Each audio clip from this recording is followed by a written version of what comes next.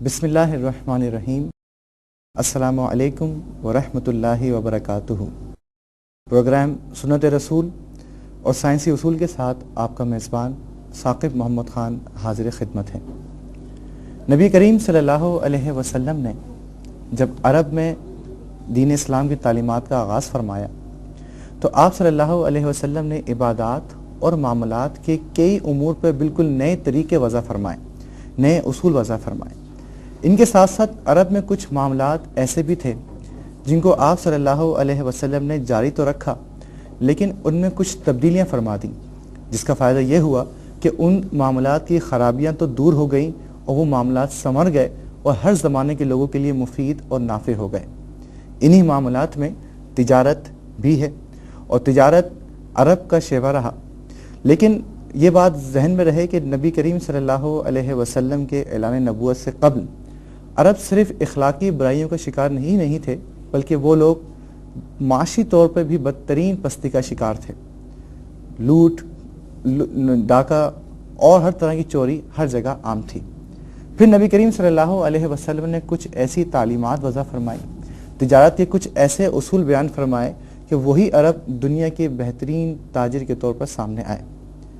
عرب میں خوشحالی آئی، لوگ خود کفیل ہوئے، اور ایک دور وہ بھی آیا کہ جب لوگ اپنی زکوٰۃ دینے کے لیے بازاروں میں کھڑے ہو کر اعلان کرتے کہ ہے کوئی مفلس، ہے کوئی غریب جو ہماری زکوٰۃ لے لے، لیکن کوئی مفلس نہیں ملتا۔ ناظرین، یہ تجارت کی جو اصول جو نبی کریم نے تعلیم فرمائے اتنے خوبصورت اور بہترین تھے کہ اسلام کی تبلیغ کا بھی ذریعہ بنے۔ مسلم تاجر مختلف گوشوں میں جا کر اپنی شفاف اور صاف ستھری تجارت سے لوگوں کا دل مو لیتے۔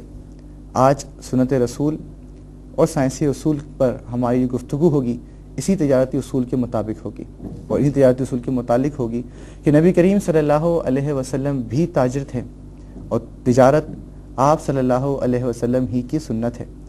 آج نبی کریم صلی اللہ علیہ وسلم کی اس سنت کو سیکھتے ہیں، کیونکہ چیزوں کو خریدنا اور چیزوں کو بیچنا اور لین دین کے معاملات ہر شخص کی زندگی کا لازمی جز ہے۔ آج سیکھتے ہیں کہ ان معاملات کو نبی کریم صلی اللہ علیہ وسلم کی سنت کے مطابق کیسے کیا جائے، اور ماڈرن سائنس آف اکنامکس کے اصول میرے نبی صلی اللہ علیہ وسلم کی ان تعلیمات کی کس طرح سے تائید کرتے ہیں۔ میرے ساتھ اسٹوڈیو میں موجود ہیں جناب مفتی محمد اکمل صاحب، خوش آمدید کہتا ہوں، اور ان کے ساتھ آج میرے ساتھ موجود ہیں اسٹیٹ بینک آف پاکستان کے اسلامک بینکنگ ڈپارٹمنٹ کے جوائنٹ ڈائریکٹر جناب محمود شفقت صاحب۔ میں اپنے پروگرام میں خوش آمدید کہتا ہوں۔ مفتی صاحب، حسب سابق پروگرام کی ابتدا آپ ہی سے کرنا چاہوں گا، اور اس سے قبل کہ ہم کچھ تجارت کے حوالے سے گفتگو کریں، اسلام میں تجارت کی اہمیت کس طرح سے بیان ہوئی؟ اعوذ باللہ من الشیطان الرجیم، بسم اللہ الرحمن الرحیم۔ کسی بھی چیز کی اہمیت کا دار و مدار مختلف امور پر ہوتا ہے۔ اگر ہم تجارت کی اہمیت کا اندازہ کرنا چاہیں تو یہ وہ کسب معاش ہے کہ جسے خود نبی کریم صلی اللہ علیہ وسلم نے اختیار فرمایا، اور جس طرح آپ نے ارشاد فرمایا کہ اتنے بہترین طریقے سے آپ نے ان اصولوں کو استعمال فرمایا جن کا آئندہ آپ باقاعدہ پرچار فرمانے والے تھے، کہ ان اصولوں کو ابھی آپ نے یعنی عام نہیں کیا تھا، لیکن سب نے اس کو پسند کیا، اور خصوصی طور پر جو بی بی خدیجہ الکبریٰ رضی اللہ تعالیٰ عنہ کا غلام آپ کے ساتھ کیا تھا وہ بہت متاثر ہوا، اور اس نے آ کر یہ تمام احوال بیان کیے۔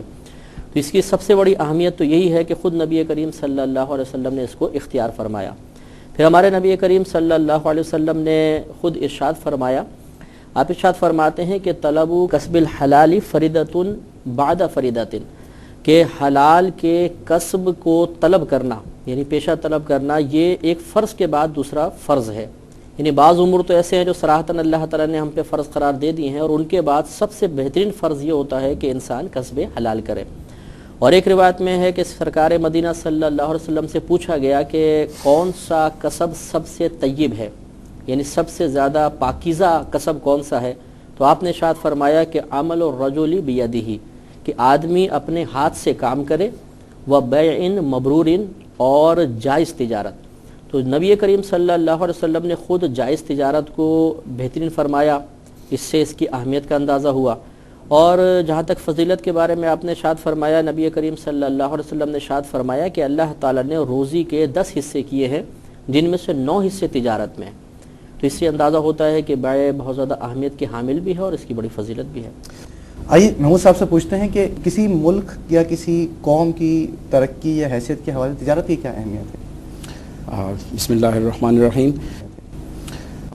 ثاقب صاحب، آپ نے مفتی صاحب نے جو اس کے بارے میں ارشاد فرمایا، یہ اگر آج کی موجودہ تاریخ کے اوپر آپ نظر ڈالیں تو جتنے بھی ترقی یافتہ ممالک جو ہیں ان کا سب سے بڑی جو ان کا جو جی ڈی پی اگر آپ دیکھیں کہ ان کا گراس ڈومیسٹک پروڈکٹ یا ان کی مجموعی قومی آمدنی جو ہے وہ ان کی سب سے زیادہ ہے، تو اس میں سب سے بڑا حصہ جو ہے یہ تجارت سے متعلق ہے۔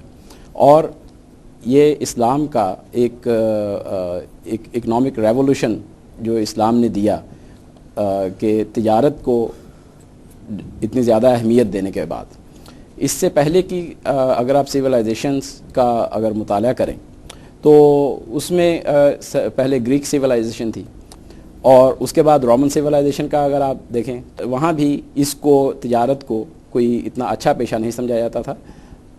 جو اس کے بعد کرسچن سیولائزیشن میں آپ دیکھیں تو اس کے اندر بھی جو کرسچین یورپ ہے اس میں ان کو رابرز جو ہے وہی کنسیڈر کیا جاتا تھا، اور اس میں یہاں تک آیا کہ تاریخ کے اندر ملتا ہے کہ جو تاجر حضرات تھے ان کو رات کو بند کر دیا جاتا تھا، لاک اپ میں بند کر دیا جاتا تھا کہ یہ تو چور و چکے ہیں۔ اسلام نے آنے کے بعد تمام تجارت کو ایک مقدس پیشہ جو ہے وہ قرار دیا، اور اس کے ساتھ آپ دیکھیں کہ مسلمانوں کی تجارت جو ہے وہ پورے بر اعظموں میں پھیلی، اور انہوں نے جب مسلمانوں کے ساتھ دوسری سویلائزیشنز کا آپ اس میں تبادلہ ہوا، اور انہوں نے تو اس کے اندر یہ چیز انہوں نے دیکھا کہ یہ تاجر جو ہیں یہ تو بڑا ریسپیکٹیبل ایک پروفیشن ہے، تو اس لیے انہوں نے بھی اس کو اختیار کرنا شروع کیا۔ پتہ چلا ناظرین کہ تجارت کی جو اہمیت نبی کریم نے عطا فرمائی، جو اللہ تبارک نے نبی کریم کے ذریعے لوگوں کو بتایا، تو وہ کوئی معمولی چیز نہیں، اور وہ ایک اتنی اہم چیز ہے کہ لوگ کس کی ملک کی اہمیت کا دار و مدار، اس کی ترقی کا دار و مدار اسی تجارت کے اوپر ہے۔ مفتی صاحب، میں اس سے قبل کے اب تجارت کے اصولوں کے اوپر گفتگو کریں، تجارت کو کس طرح سے بیان کی جاتا ہے؟ اگر میں پوچھوں کہ تجارت کی تعریف شرعی کیا ہے تو وہ کس طرح سے بیان کی جاتی ہے؟ یہاں شرعی اصطلاح میں تجارت کی تعریف یوں کرتے ہیں کہ مبادلۃ المال بالمال بالتراضی بصورت مخصوصۃ، یعنی ایک مخصوص صورت کے ساتھ باہم رضامندی کے ساتھ مال کو ایک دوسرے کو دینا، یعنی ایک شخص دوسرے کو مال دے، دوسرا اس کو مال دے، اور یہ باہم رضامندی کے ساتھ ہو۔ اس کی کچھ مخصوص صورتیں ہیں جن کو ہم اصول کا نام دیتے ہیں، اور اس پہ انشاءاللہ گفتگو ہوگی، تو اس کا نام بیع ہوتا ہے۔ جو اس میں چند میں اصطلاحات بھی آپ کی خدمت میں عرض کر دیتا ہوں کہ عربی کے اندر اسی خرید و فروخت کو بیع کہا جاتا ہے۔ جو بیچے گا اس کو بائع کہتے ہیں، جو خریدتا ہے اس کو مشتری کہا جاتا ہے، اور جو ایک بازار میں شے کی قیمت ہوتی ہے اس کو ہم قیمت کہتے ہیں شرعی اصطلاح میں۔ اور جب باہم رضامندی سے کسی ایک فکس ریٹ کے اوپر متفق ہو جائے یہ بائع اور مشتری، یعنی بیچنے والا اور خریدنے والا، تو اس کو پھر ثمن کہا جاتا ہے۔ جیسے مثال کے طور پہ کوئی چیز بازار میں 50 روپے کی ہے اور ہم نے باہم رضامندی سے 40 روپے اس کے لگائے، طے کر لی، آپ بھی راضی ہو گئے، میں بھی راضی ہو گیا، تو یہ 40 روپے ثمن کہلائیں گے اور 50 روپے اس شے کی قیمت کہلائے گی۔ تو یہ چند اصطلاحات ہیں اس کی۔ تو اصطلاحات جو بیع معنی کی چیز خریدنا، اور بائع بیچنے والا ہوتا ہے، مشتری خریدنے والا۔ اکنامکس سے کوئی ٹرمنالوجیز ہوتی ہیں ان چیز کے لیے، جیسے کوئی کسی چیز کی قیمت موجود ہے جی جی، تو بائع، مشتری اور بیع، اور جب ثمن بیان کیا مفتی صاحب نے، تو کیا ٹرمنالوجی استعمال ہوتی ہیں؟ عام طور پر جو اگر انگلش میں ان کو دیکھا جائے تو اس کو ٹریڈنگ جو ہے وہ کہا جائے گا، اور وہ ٹریڈنگ جو ہے وہ exchange of goods and services with some consideration, exchange of goods and services, yes, for some consideration. ٹھیک ہے، تو یہ تجارت کہلائے گی، اور جو قیمت کا اور جو ہے وہ پرائس کہلائے گی، اور اس میں باقی جو گڈز اینڈ سروسز تجارت کے طور پر، ٹریڈ کے طور پر ہی بیان کیا، ٹریڈ کے طور پر ہی بیان کیا جاتا ہے۔ اچھا موسیٰ، ابھی آپ نے مال کا ذکر فرمایا کہ مال کی خرید و فروخت، تو مال کس چیز کا نام ہے؟ یعنی کس طرح اس کی کوئی اقسام ہوتی ہے؟ مال ہر اس چیز کو کہیں گے کہ جس کی طرف طبیعت کا میلان ہو، یعنی طبیعت اس کی طرف مائل ہوتی ہو، اور اس کو لین دین میں استعمال کیا جاتا ہو، اسے ذخیرہ کیا جاتا ہو، اور دوسروں سے اس کو چھپا کر رکھتے ہوں، اس کی حفاظت کی جاتی ہو. یہ مطلب مختلف تعریفات کی ہیں جس کا میں نے مجموعہ عرض کر دیا. تو اس شے کو مال کہیں گے. طبیعت کا میلان ہو، ہاں، طبیعت اس کی طرف مائل ہوتی ہو، دوسروں سے اس کی حفاظت کی جائے، اسے سنبھال کے رکھا جائے، لین دین میں استعمال کیا جائے، اس کو ذخیرہ کر کے جمع کر کے رکھیں. ان تمام یہ تعریفات جس چیز پہ صادق آئیں گے اس کو مال کہیں گے. جیسے روپے کی آپ مثال لے لیں، اس میں تمام یہ تعریفات صادق آ رہی ہیں. اسی طرح مکان کو آپ لے لیں، زمینوں کو لے لیں، ان تمام پہ تعریفات صادق آئیں گی، یہ مال ہے. پھر شرعی طور پہ مال کی دو قسمیں ہوتی ہیں، ایک متقوم کہلاتا ہے، ایک غیر متقوم کہلاتا ہے. یعنی بعض مال ایسے ہوتے ہیں جنہیں جمع تو کر کے رکھتے ہیں، لین دین بھی کرتے ہیں، لیکن شرعی اصطلاح میں اس مال کا لین دین جائز نہیں ہوتا، اسے کہتے ہیں یہ غیر متقوم ہے. اور ایک ایسا مال ہے کہ جو تمام جو تعریفات ہیں اس پہ صادق آتی ہیں اور شریعت اس کے لین دین کو جائز بھی قرار دیتی ہے، اسے مال متقوم کہتے ہیں. مال غیر متقوم کی مثال بھی سمجھ لیں، جیسے شراب ہے یا سور ہے مثال کے طور پر. تو یہ سور بعض ممالک میں باقاعدہ سیل ہوتا ہے اور اس کو حفاظت سے رکھا بھی جاتا ہے. اس طرح شراب بھی آپ کے اپنے ملک میں پرمٹ کے ساتھ بکی رہی ہے. تو یہ دونوں چیزیں جو ہیں، شراب یا سور وغیرہ، یہ مال غیر متقوم کہلائیں گے، کیونکہ ان پہ مال کی تعریف تو صادق آتی ہے لیکن شریعت نے ان کی خرید و فروخت یا لین دین کو جائز قرار نہیں دیا، تو یہ مال غیر متقوم ہے. اور جس کا لین دین جائز ہے، جیسے کتابیں ہیں، زمین ہیں، مکانات وغیرہ ہیں، اگر وہ تمام شرائط پہ پورے اترتے ہیں تو وہ مال متقوم کہلائیں گے. اچھا، ویلتھ کو کس طرح سے ڈیفائن کیا جاتا ہے آپ کے اکنامکس میں؟ گڈس اینڈ سروس آپ نے کہا، جی. اس میں گڈس کی کیا وہی تعریف ہے، کوئی اور چیز جس کی کوئی قیمت ہو یا کسی کو چھپایا جائے یا طبیعت کا میلان ہو؟ نہیں، ویلتھ کو بھی بالکل اسی طرح سے ڈیفائن کیا جاتا ہے اور اس میں کوئی خاص فرق نہیں. صرف جو اس میں حلال اور حرام کی تخصیص ہے، یہ ماڈرن اکنامکس کے اندر یہ نظر نہیں آتی. باقی اس کے اندر ویلتھ کی تعریف جو ہے وہ اس کے اندر یہی ساری چیزیں پائی جاتی ہیں. مفتی صاحب نے ارشاد فرمائی. مفتی صاحب، ابھی مال کا ہم نے ذکر فرمایا، کوئی بھی ایسی چیز جس کی اہمیت یوں کہیے کہ ملتی ہو، تو حقوق کو جیسے اگر کوئی بیچنا چاہے اپنے کسی چیز کے وہ میرا حق ہے، میں اس کی بیع کرنا چاہتا ہوں، اسے تیار کرنا چاہتا ہوں، تو کیا یہ جائز ہے؟ مطلب شرعی لحاظ سے مال کی جو تعریف کی گئی ہے، یہ حقوق پر اس کی تعریف صادق نہیں آتی ہے. مثال کے طور پر ایک 2 منزلہ بلڈنگ ہے، میں نے اوپر والا اس کا پورشن خریدا اور کسی وجہ سے زلزلے وغیرہ کی وجہ سے اوپر والا پورشن گر گیا. اب اس جو اوپر والا پورشن ہے اس پر میرا حق تو ہے کہ میں دوبارہ تعمیر کر سکتا ہوں، لیکن ابھی وہ مال نہیں ہے. کیونکہ آپ یہ دیکھیں کہ وہ گر گئی ہے بلڈنگ، تو ابھی جو گری ہوئی شے ہے صرف یہ کہ رہنے کا مجھے حق حاصل ہے، اب اس پر مال کی تعریف صادق نہیں آ رہی کہ میں اس کو جمع بھی نہیں رہ سکتا ہوں، دوسروں سے حفاظت کس چیز کی کرواؤں گا، تو کیا اب میں اس کو سیل کر سکتا ہوں کہ نہیں؟ تو یہ ایک لحاظ سے حق ہے اور حق شرعی لحاظ سے مال نہیں ہے، لہٰذا اس کی بیع بھی جائز نہیں ہوگی. لیکن فی زمانہ ایسے بہت سے امور ہیں کہ جن میں حقوق کی باقاعدہ بیع ہو رہی ہے.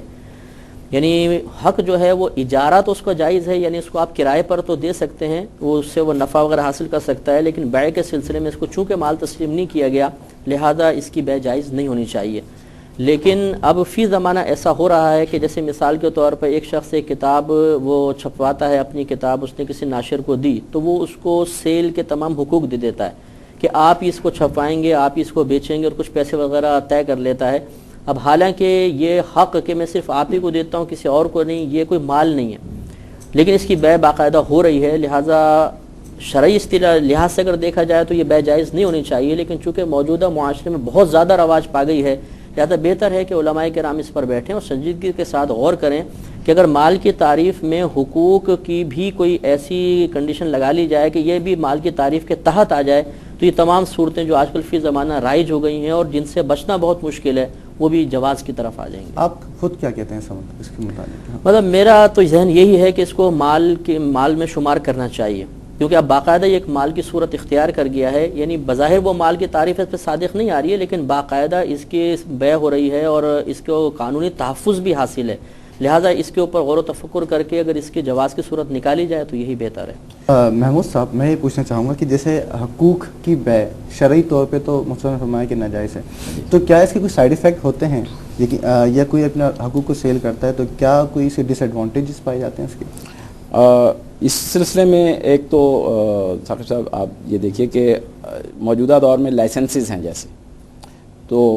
جیسے ٹی وی کی ٹرانسمیشن کے رائٹس ہیں اور اسی طرح سے ٹیلی کمیونیکیشن کے رائٹس ہیں. ان رائٹس کی لیے باقاعدہ پیمنٹ ہوتی ہے اور وہ آگے اس کو سیل بھی کیا جاتا ہے۔ اس پر جو آج کل مڈل ایسٹ کے جو علماء کرام ہیں انہوں نے اس میں بہت سے علماء کرام نے اس پر فتویٰ دیا ہے کہ اور اس پر اس کی سیل کو جائز قرار دیا ہے۔ تو یہ چیز جو جیسے مفتی صاحب نے فرمایا کہ اس پر اجتہاد کی اور مزید غور و تفکر کی ضرورت ہے، تو یہ چیز جو ہے اس کی یہ رواج پا رہی ہے اور بہت سارے علماء کرام جو ہیں وہ اس کو ایکسیپٹ کر رہے ہیں۔ تو اگر جتنی تیزی سے آپ WTO کے حوالے سے آپ دیکھیں کہ اس کے اندر جو انٹلیکچوئل پراپرٹی رائٹس ہیں ان کو تسلیم کیا گیا کہ جی یہ جیسے CDs وغیرہ جو ہیں وہ جو آدمی پروڈیوس کر رہا ہے وہ اس کا رائٹ ہے اور وہی اس کو سیل کر سکتا ہے۔ تو اگر اس چیز کو ہم منع کر دیں، ان کی سیل کو منع کر دیں، تو اس صورت میں بہت ساری خرابیاں پیدا ہوں گی۔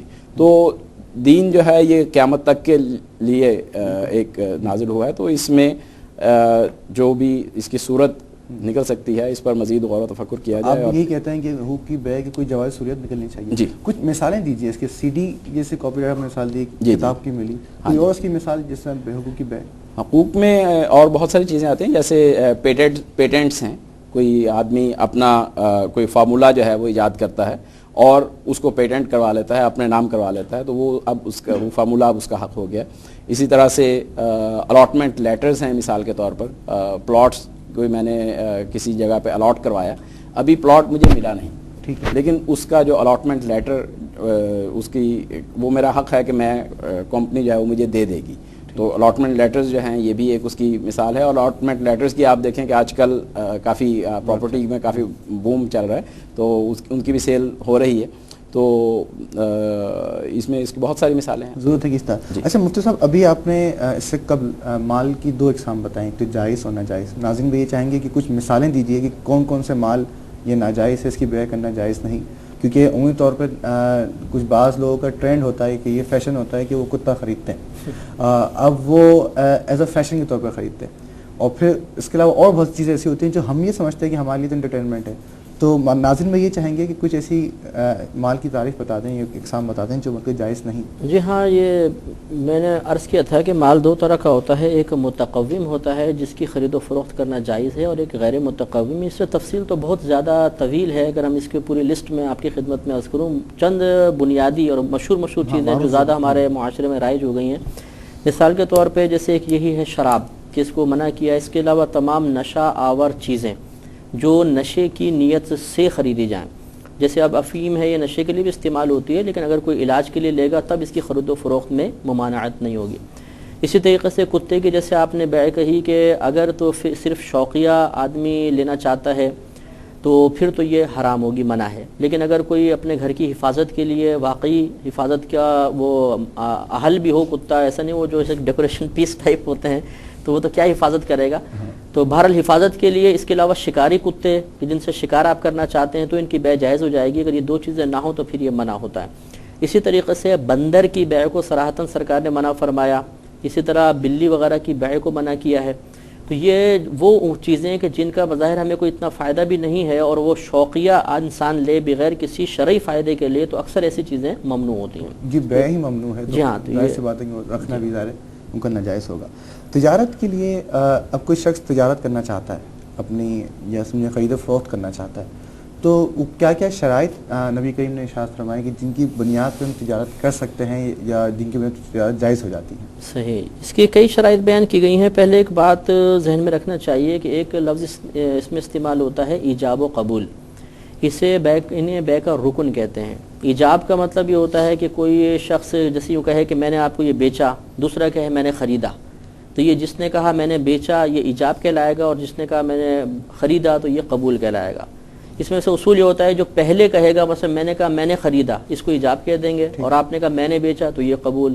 تو جو مطلب پہلے کہے گا اس کو ایجاب، اور دوسرے کو جو کہتا ہے اس کو قبول کہتے ہیں۔ یہ ارکان ہے، ذرا ذہن میں رکھیے گا۔ تو پہلی اس کی شرط یہ ہوتی ہے کہ خرید و فروخت کرنے والے جو ہیں وہ عاقل ہوں، بالغ ہونا ضروری نہیں ہے، عقل ان کی ہونی چاہیے۔ چنانچہ بچوں کی بیع بھی جائز ہوتی ہے بشرطے کہ بچہ بہت ہی زیادہ ناسمجھ نہ ہو۔ اسی طرح مجنون پاگل آدمی کی بیع جائز نہیں ہے کیونکہ وہ عقل نہیں رکھتا ہے۔ دوسرا یہ کہ جو خرید و فروخت کر رہے ہیں یہ دونوں متعدد ہونے چاہیے، یعنی ایک ہی شخص بیچنے والا بھی ہو خریدنے والا بھی ہو، یہ جائز نہیں ہے، دو شخص ہونے چاہیے۔ تو اس کی مثال اس میں ایک مسئلہ حل ہوتا ہے کہ مثال کے طور پہ آپ نے کہا ایک فلاں کتاب مجھے خرید کر لا دیں، میرے پاس وہ کتاب موجود ہے، تو اب میں سوچوں کہ چلے میں یہ کتاب آپ کو دے دیتا ہوں کہ میرے پاس ہے، تو اب آپ نے مجھے وکیل بنایا کہ خرید کر لائیں، اب میں خریدنے والا بھی میں ہوں اور اپنی ہی کتاب اگر میں لے لوں تو یہ بیچنے والا بھی میں ہوں، یہ بیع جائز نہیں ہوگی۔ تو اس لیے معلوم ہوا کہ بیچنے والا خریدنے والا دو علیحدہ علیحدہ ہونے چاہیے، کم از کم دو افراد ہوں تو پھر بیع جو ہے پھر بیع ہوگی۔ تیسری بات یہ ہے کہ ایجاب و قبول ایک ہی شے کا ہو، ایسا نہ ہو کہ میں بولوں یہ میں نے کتاب آپ کو بیچی اور آپ نے کہا میں نے آپ کا مکان خریدا، تو یہ بیع منعقد نہیں ہوگی کہ چیزیں مختلف ہو گئی ہیں۔ اس کے علاوہ ایجاب و قبول کا ایک ہی مجلس میں ہونا، اگر میں کہتا ہوں کہ میں آپ کو بیچوں گا تو اسی آپ مجلس میں اس کو قبول کریں گے تو یہ مانا جائے گا۔ اگر آپ نے یہاں سے چلے گئے اور پھر کسی اور مقام پہ فون کر کے مجھے کہتے ہیں چلیں اچھا میں نے قبول کر لیا، تو اب یہ بیع لازم نہیں ہو جاتی۔ اس میں ایک اصول یہ ہوتا ہے کہ جب بائع اور مشتری دونوں، میں جیسے کہتا ہوں میں نے بیچا، آپ نے کہا میں نے خریدا، تو یہ بیع لازم ہو گئی، چاہے ابھی میں نے آپ کو پیسے نہیں دیے، آپ نے مجھے شے نہیں دی ہے، لیکن یہ بیع لازم ہو گئی ہے۔ اب یہ لزوم کے لیے شرط ہوتا ہے کہ ایک مجلس میں ایجاب و قبول ہو۔ لہذا اگر میں نے کہا کہ میں نے اس کو بیچا اور آپ نے کہا اچھا آپ چلے گئے، بعد میں آپ نے ایک دن بعد بولا میں نے خریدا، تو یہ بیع مجھ پہ لازم نہیں ہے، میں چاہوں تو آپ کو یہ چیز نہ دوں، کسی اور کو بھی سیل کر سکتا ہوں۔ تو ایجاب و قبول ایک مجلس میں ہونا چاہیے۔ ایک شرط اس کی یہ بھی ہوتی ہے کہ ایجاب و قبول ایک دوسرے کو سنیں۔ اگر کلام نہیں سنا، مثال کے طور پہ شور بہت زیادہ آپ کے کان تک آواز ہی نہیں پہنچی، تو یہ ایجاب و قبول معتبر نہیں ہے، ایک دوسرے کی آواز سننا ضروری ہوتا ہے۔ اس کے علاوہ مال کا موجود ہونا، موجود ہونے سے مراد ہے کہ معدوم نہ ہو۔ مثال کے طور پہ کوئی یہ کہے کہ ابھی جی میں ابھی بیج بو رہا ہوں، اب جو اس کی فصل نکلے گی وہ میں آپ کو سیل کر دیتا ہوں، تو ابھی تو چونکہ وہ معرض وجود میں نہیں آئی، تو جو چیز وجود میں نہیں آتی اس کو معدوم کہتے ہیں، اور معدوم کی بیع ناجائز ہوتی ہے۔ ہاں ایک ہوتا ہے کہ شے کسی نہ کسی مقام پر ہے، اس وقت یہاں موجود نہیں، تو اس کی بیع ہو سکتی ہے بشرطے کہ اس مقام پر اس چیز کے ایسے اوصاف ذکر کر دیے جائیں جس سے وہ شے مجہول نہ رہ جائے، یعنی کوئی کسی بات کے بارے میں، اس شے کے بارے میں تھوڑی بہت معرفت، تھوڑی بہت پہچان حاصل ہو جائے، ایسی باتیں ذکر کرنا ضروری ہوتا ہے۔ ایک شرط یہ بھی ہوتی ہے کہ وہ جس چیز کو ہم بیچ رہے ہیں وہ مال متقوم ہو، جیسے پہلے کہا کہ غیر متقوم کی بیع جائز نہیں ہے، تو مال متقوم ہونا چاہیے۔ اس کے علاوہ ایک شرط یہ بھی ہے کہ میں اس چیز کا مالک بھی ہوں، یعنی بیچنے والا اس کا مالک بھی ہو، لہٰذا اگر دوسرے کی آپ نے چیز بیچ دی تو یہ بیع منعقد نہیں ہوگی، موقوف ہوتی ہے، اس کو بیع فضولی کہتے ہیں، اس پہ انشاءاللہ آگے موقع ملے تو کلام کریں گے۔ اس کے علاوہ یہ بھی ایک شرط ہے کہ بیچنے والا جس چیز کو بیچ رہا ہے اس کو سامنے والے تک پہنچانے پر قادر بھی ہو۔ مثال کے طور پہ ایک آوارہ گرد کبوتر ہے میرے پاس، پنجرے میں بند تھا، وہ اڑ کے چھت پہ بیٹھ گیا، اب میں آپ سے کہوں یہ مجھ سے خرید لیجئے، تو آپ اگر خریدیں گے، ہے تو میرا لیکن اب میں اس کو پکڑنے پہ قادر نہیں ہوں، آپ کو دوں گا کس طرح، تو یہ مقدور التسلیم نہ ہوا، لہذا اس کی بیع بھی جائز نہیں ہوتی ہے۔ اس کے علاوہ بیع کسی خاص وقت کے لیے نہ ہو، یہ بھی شرط ہے۔ بس میں بولوں یہ کتاب میں آپ کو 10 دن کے لیے بیچتا ہوں، آپ خرید لیں، تو یہ بیع جائز نہیں ہوگی، اس میں کوئی ہم وقت مخصوص نہیں کر سکتے ہیں۔ اور آخری بات یہ کہ جو پیسے میں آپ کو دے رہا ہوں ثمن، یا جو چیز آپ مجھے دے رہے ہیں جس کو شرعی اصطلاح میں مبیع کہتے ہیں، یہ مجہول نہ ہو، یعنی اس کی معرفت اور پہچان مجھے ہو۔ مثال کے طور پہ دبئی میں ہم کوئی کاروبار کر رہے ہیں اور وہاں پہ ہر قسم کی کرنسی چلتی ہے، ڈالر بھی ہے، ریال بھی ہے، درہم بھی ہے، پاکستانی روپیہ بھی ہے۔ اب آپ مجھ سے کہتے ہیں کتاب خریدیں 10 میں نے کہا میں نے 10 میں لیا، تو اب یہ ثمن مجہول ہے کہ 10 ڈالر میں لیا، 10 روپے میں لیا، تو چونکہ یہ صورت باہم جھگڑے کی طرف لے کر جائے گی تو یہ منع ہے۔ تو یہ چند شرائط ہوتی ہیں، اور ان شرائط کی بنیاد اس بات کے اوپر ہے کہ یہ بیع یا خرید و فروخت آگے چل کر کسی قسم کے جھگڑے یا نزاع کا سبب نہ بنے۔ گفتگو تھوڑی سی پیچیدہ ہے، تو میں چاہوں گا کہ ان تمام شرائط کو اجمالاً دوبارہ سے اگر بیان کر دیں تو سمجھنے کے لیے اصل میں اجمالاً سے تو پھر پیچیدگی مزید بڑھ جائے گی، تفصیلاً ہو تو بہتر ہے، تو اس پہ انشاءاللہ پھر بہرحال آپ نے ارشاد فرمایا، میں عرض کر دیتا ہوں۔ ایک تو یہ کہ خرید و فروخت کرنے والے صاحب عقل ہوں، ٹھیک ہے۔ دوسرا ہے کہ خرید و فروخت کرنے والے ایک سے زیادہ ہوں، ایک ہی آدمی خرید و فروخت نہیں کر سکتا۔ تیسرا یہ کہ جس چیز کو بیچ رہے ہوں سامنے والا اسی کو خریدے، یعنی اسی کے بارے میں ایجاب و قبول ہو، دو مختلف چیزوں کے بارے میں ایجاب و قبول نہیں ہوگا۔ ایجاب و قبول کا ایک ہی مجلس میں ہونا بھی ضروری ہے۔ چھٹا یہ کہ مال کا موجود ہونا، یعنی غیر موجود جس کو معدوم کہتے ہیں، اس کی بیع جائز نہیں ہوتی ہے۔ ہاں اگر معدوم کوئی غیر موجود شے ہے، یہاں موجود نہیں، تو کم از کم اس کی اتنی تعریف کر دی جائے کہ ہمیں پہچان حاصل ہو جائے اور جہالت ختم ہو جائے۔ اس کے علاوہ مال کا متقوم ہونا یہ ضروری ہوتا ہے۔ 8ویں شرط یہ ہوتی ہے کہ ہم اس مال کے مالک بھی ہوں جس کو بیچنا چاہتے ہیں، 9واں کہ اس کو سامنے والے کے سپرد کرنے پر قدرت بھی حاصل ہو، 10واں کہ یہ خرید و فروخت کسی خاص وقت کے لیے نہ ہو، ہمیشہ کے لیے دے دیا تو وہ سامنے والا مالک ہو جائے گا، اور 11ویں شرط کہ جو بیچ رہے ہیں اور جو پیسہ کرنسی وغیرہ دے رہے ہیں اس میں جہالت نہیں ہونی چاہیے، مجہول نہ ہو، یعنی دونوں کو وہ چیزیں معلوم ہونی چاہیے۔ مفتی صاحب ابھی مجلس کا ذکر فرمایا، تو مجلس کی تعریف کس طرح سے کرتے ہیں؟ مطلب مجلس کا مطلب ہوتا ہے کہ ایک نشست میں بیٹھنا، ایک نشست کے اندر یہ معاملہ ہو، اور نشست کی معذرت چاہتا ہوں، نشست کی تعریف یہ ہوتی ہے کہ آپ نے جیسے ایجاب میں نے کیا تو اس سے پہلے کہ آپ سے کوئی ایسا عمل سرزد ہو کہ جو میرے ایجاب کے رد پر علامت بن سکتا ہو۔ مثال کے طور پر جیسے میں نے کہا جی میں یہ کتاب آپ کو بیچنا چاہتا ہوں، آپ خریدیں گے، اور آپ کھڑے ہو گئے تو آپ کا کھڑا ہونا ایسا ظاہر کر رہا ہے جیسے آپ اس کو خریدنا نہیں چاہتے ہیں۔ یا میں نے کہا خریدیں گے اور آپ نے پانی پینا شروع کر دیا، یا کوئی سائڈ میں بیٹھا اس سے گفتگو شروع کر دی ہیں، یا آپ اٹھ کے چل پڑے ایک طرف کو، تو یہ تمام صورتیں جو ہیں یہ مجلس کے تبدیل ہونے کی صورتیں ہیں۔ اور اگر آپ نے میں نے کہا یہ آپ نے کتاب خریدی تو آپ نے گفتگو سے پہلے، کسی سے کلام کرنے سے پہلے، کچھ کھانے پینے سے پہلے، آپ کے اٹھ کے جانے سے پہلے اگر آپ نے اسی مجلس میں اسی وقت ہی کہا کہ ہاں میں اس کو قبول کرتا ہوں، تو یہ گویا کہ ایک ہی مجلس میں ہو گیا۔ تو مجلس کی تعریف ہم یوں کریں گے کہ ایک ایسی نشست کہ جس میں ایک کلام کے بعد دوسرا کلام جب آپ کریں گے تو اس کے بھی درمیان میں کوئی ایسا فعل سرزد نہ ہو جو پہلے کلام کے رد پر علامت بن سکتا ہو۔ جس طرح سے انٹرنیٹ مارکیٹنگ بہت کامن ہے، تو اب وہ ایسا ہوتا ہے کہ 1 to 1 میں بات ہو رہی ہوتی ہے، ایک پاکستان میں ہے دوسرا امریکہ میں ہے، تو اس میں جگہ تو مختلف ہوتی ہیں لیکن وہ سب ٹیلی فون پہ بات کر رہے ہوتے ہیں، انٹرنیٹ پہ بات کر رہے ہوتے ہیں، کیا یہ جائز ہوتی ہے اس طرح ٹیلی فون کے اوپر یہ جائز ہوگی، اور نیٹ کے اوپر بھی اگر بالفرض اگر فوراً جواب مل جاتا ہے تب تو اس میں قباحت نظر نہیں آتی ہے۔ قباحت اس صورت میں نظر آئے گی کہ آپ یہاں سے مطلب آرڈر دیں اور وہاں پہنچے پھر وہ کافی عرصے بعد اس کا جواب دیں، تو اس میں قباحت نظر آتی ہے۔ لیکن چونکہ وہی بات ہے کہ یہ بہت زیادہ اب معروف ہوتا جا رہا ہے سلسلہ، اور نیٹ کے اوپر بلا مبالغہ روزانہ اربوں خربوں کا کاروبار ہو رہا ہے، لہذا اس پر بھی کوئی جواز کی صورت ضرور علماء بیٹھ کر اس کو نکالنی چاہیے تاکہ اس معاملے میں بھی سہولت اور جوازی صورت نکل آئے۔ ایک بات آپ نے اور فرمائی کہ وقت مخصوص وقت کے لیے بے نہیں ہو سکتی۔ میرے پاس ایک کتاب ہے، کہیے کہ میں نے کتاب لکھی، میں چاہتا ہوں کہ جو ناشر ہے اس کو میں 5 سال کے لیے اپنی کتاب بیچ دوں، تو کیا یہ جائز ہوگی؟ اس طرح کسی کے پاس گاڑی ہے، وہ چاہتا ہے کہ بھائی یہ 2 سال کے لیے تمہارے لیے اتنے پیسے کی تمہارے لیے 2 سال تک کے لیے، تو کیا یہ جائز ہوگی؟ مطلب ایک تو گاڑی کا معاملہ آپ نے کہا یہ بیع تو جائز نہیں ہوگی کہ میں 2 سال تک کے لیے آپ کو گاڑی بیچتا ہوں۔ ہاں ایک ہے کہ آپ یوں آفر کر رہے ہیں کہ یہ آپ گاڑی خرید لیں، اگر چاہیں تو 2 سال بعد آپ مجھے بیچنا چاہیں تو واپس بھیج دیجیے گا، یہ ایک الگ صورت ہے۔ اور ایک ہے کہ آپ یہ شرط لگا دیں کہ 2 سال کے لیے بیچ رہا ہوں، اس کے بعد یہ میری ہو جائے گی، یہ ناجائز ہے۔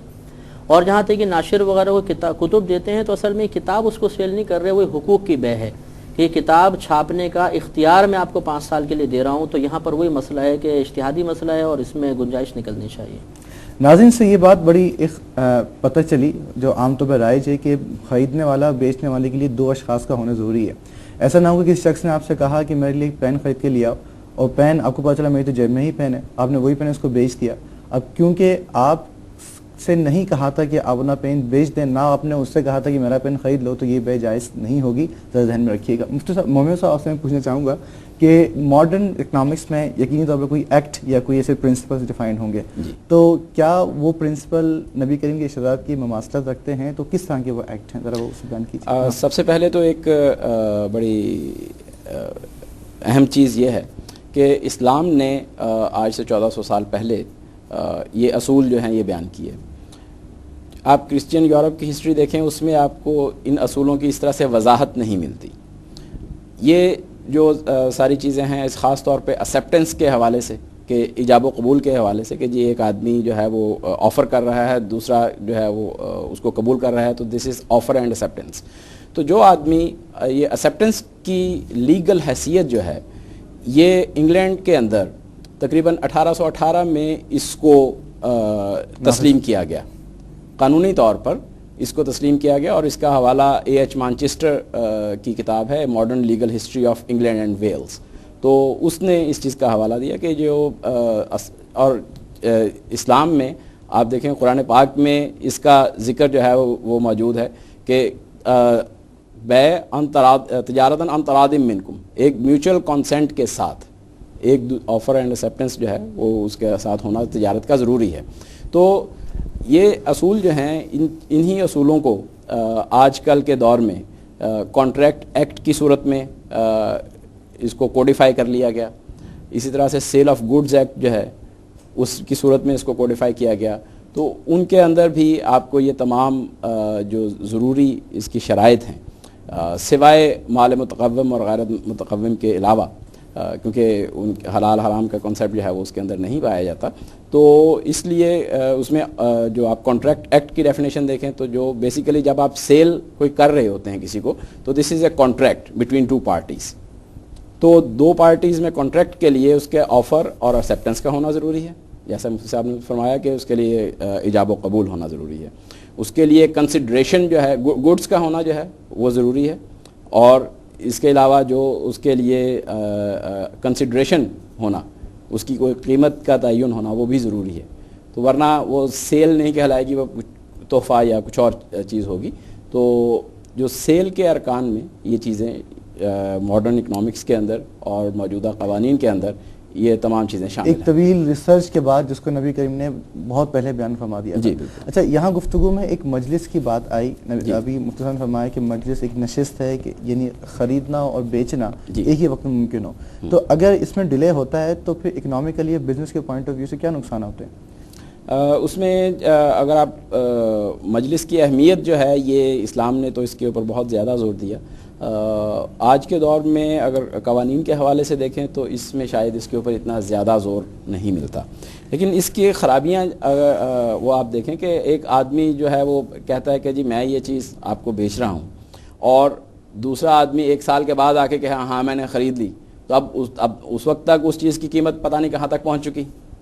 تو اس وجہ سے اس میں یہ ایک مجلس کے لیے کرنا جو ہے، یہ ایک مجلس میں بیع کا کرنا، اس کی حکمت جو ہے وہ یہ ہے کہ ایک تو دونوں میں انڈرسٹینڈنگ ہو، لاس نہ ہو، اور کسی پارٹی کا لاس نہ ہو، اور جھگڑا جو ہے وہ نہ ہو، جو ٹرانزیکشن ہے اس کے اندر ٹرانسپیرنسی ہو، قائم رہے. اس کے علاوہ ایک وجود کی مفتی صاحب نے بات کی کہ جس چیز کو آپ بیچ رہے ہیں اس کا وجود ہونا ضروری ہے. جی. تو کیا موجودہ ابھی دور میں ایسی بیع ہوتی ہیں جو وجود کے بغیر ہی مطلب سیل اینڈ پرچیز ہو رہی ہیں؟ جیسے کوئی چیز ابھی وجود میں آئی نہیں ہے، آپ نے اس کی سیل کر دی، تو کوئی ایسے ایگزامپلس ہیں؟ اس میں کچھ مثالیں، جیسے ڈیریویٹوز کی اگر آپ مثال لیں تو وہ یہ ایسی چیز ہے کہ بذات خود کوئی یہ مال نہیں ہے، کسی اور چیز کی قیمت کے اوپر اس کا انحصار ہوتا ہے. تو یہ چیز جو ہے اس میں اگر آپ ڈیریویٹوز مارکیٹ کا ٹوٹل والیوم دیکھیں تو جتنی ٹوٹل گوڈز اینڈ سروسز دنیا میں پروڈیوس ہو رہی ہیں اس سے کئی گنا زیادہ ان کا والیوم ہے. اب اس کی وجہ سے جو یہ ایک آرٹیفیشل مارکیٹ کریٹ ہو رہی ہے، اور ڈیمانڈ جو ہے وہ ایک ڈسٹارٹ ہو رہی ہے، اس کے اندر ڈیمانڈ جو ہے وہ اس میں خرابی پیدا ہو رہی ہے. تو اور اس کی وجہ اور رزلٹ اس کا یہ نکلتا ہے کہ چیزوں کی قیمتیں جو ہیں وہ اس پر بھی اس کا اثر انداز ہوتی ہیں. مفتی صاحب، میں ایک بات پوچھنا چاہوں گا. بعض ہمارے جو دیہات میں، گاؤں میں ایسا ہوتا ہے کہ فصل ابھی اگی نہیں ہے، وہ پورا سودا اس کا ہو جاتا ہے کہ بھائی یہ فصل تمہاری ہے، تو کیا یہ جائز ہے؟ نہیں، یہ بھی معدوم کی بیع کے تحت ہی آئے گی، کیونکہ آپ یہ دیکھیں کہ یہ چیز جھگڑے کی طرف لے کر جائے گی، اور اگر دونوں باہم رضامند بھی ہو جائیں تب بھی ایک شخص کو شدید نقصان پہنچنے کا اندیشہ ہے، کیونکہ ناگہانی آفات تو آپ کو پتہ ہے آ ہی سکتی ہیں. ہو سکتا ہے کہ وہ فصل ہی صحیح نہ اگے یا اچانک کوئی ناگہانی آفات آ جائے، اس لیے شریعت نے اس قسم کی بیع سے منع کیا. اس طرح سے کوئی شپ یارڈ وغیرہ میں کوئی اگر آپ کسی کے پاس کنٹینر آتا ہے، اب خریدار کو نہیں پتا کہ اس کنٹینر کے اندر کیا کیا چیزیں موجود ہیں، تو کیا اب اس نے دیکھے بغیر اس کو خرید لیا تو کیا یہ جائز ہے؟ یہ معدوم نہیں بلکہ مجہول کی بیع کہلاتی ہے، کہ ایک چیز جس کی ہمیں معرفت یا پہچان حاصل نہیں، ہم اس کو خرید رہے ہیں، اور شرعی اصطلاح میں شرعی لحاظ سے یہ بھی ممنوع ہوتا ہے. محمود صاحب، یہاں پہ ہم شرائط کے حوالے سے بات کر رہے تھے، تو مالک ہونا جی بیچنے والے کا، اور جو بیچ رہا ہے اس کو بیچنے اس مال قدرت رکھنا، تو کیا اسی قسم کے ایکٹ پرنسپلز ملتے ہیں اکنامکس میں؟